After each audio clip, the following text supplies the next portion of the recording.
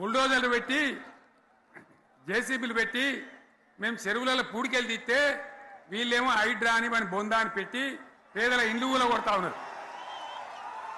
ఆనాడు చెరువు పూడికెళ్ళి తీసిన బుల్డోజర్లు ఇలా పేదల ఇండ్లు కూడా కొడతా ఉన్నాయి. ఇవన్నీ మనం చూస్తూ ఉన్నాం. రాజశేఖర్ రెడ్డి అనే ముఖ్యమంత్రి ఉండే, నేను చెప్తా ఉన్నా మీ ముందు ఇవాళ ఆయన ఆరోగ్యశ్రీ అని ఒక పథకం తెచ్చిండు. నేను ముఖ్యమంత్రి అయిన తర్వాత అడిగిన, హెల్త్ డిపార్ట్మెంట్ని పిలిచి అడిగిన, ఇది ఏం పథకమయ్యా బాగుందా అంటే, సార్ మంచిగుంది, ప్రజలకు లాభం అవుతుందని చెప్పింది. నేను చెప్పిన ఆ పథకాన్ని అట్లే పెట్టండి, ఆ పథకాన్ని మార్చకండి, ఆ పథకం అట్లే ఉండాలని చెప్పిన.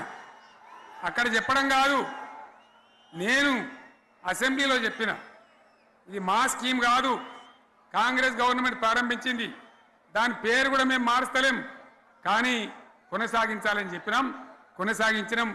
అది మీ అందరికి తెలుసు.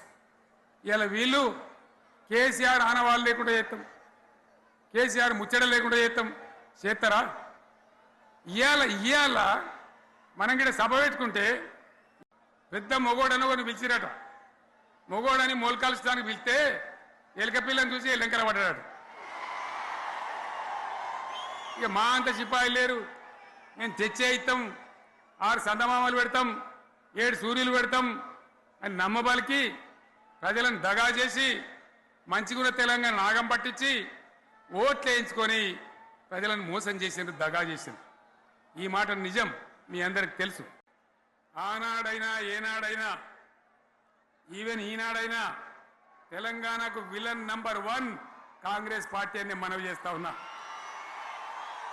మనందరికీ కూడా తెలుసు ఆ విషయం.